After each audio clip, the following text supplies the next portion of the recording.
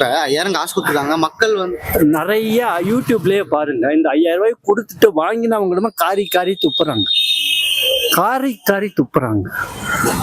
இவருக்கு என்ன நடக்கிறதுனே தெரியல. பின்னாடி இருந்து ஹலோ ஹலோன்னு ஒருத்தவங்க சொல்றாங்க, அதை வச்சு இவர் பேசுறாரு. மேயரா இருந்த ஸ்டாலினா இருக்காரா? நெவர்.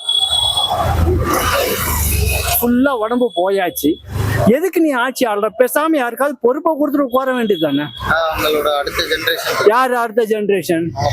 பையன் என்னத்த பண்ண போறான்? பேசுறத துப்பு இல்லாம பேசிட்டு இருக்கான் உதயநிதி. அவனா ஒரு மனுஷன்? என்ன தெரியும் அரசியல்? சினிமால ஆட்டம் ஆடினா அப்படியே வந்து குடும்பத்தோட குடும்ப அரசியல் பண்ண முடியுமா? எங்க கலைஞர் பண்ணினாருங்க, மாறன பண்ணாருங்க. அவங்க குடும்பத்துல பேருக்குன்னா தயாநிதி வந்திருக்காரே தவிர இன்னைக்கு அவங்க குடும்ப அரசியல் தயாநிதி மாறன் முரசொலி மாறனோட குடும்ப அரசியல் நடக்கிறதா? இவங்க தான் குடும்ப அரசியல். இவர் மிரட்டி அப்பனை மிரட்டி வந்து உட்காந்துருக்காங்க. என்னத்த கழிச்சு 5 வருஷத்துல ஒன்னும் புடிங்கிடல. நீட்டுன்னு சொன்னீங்க.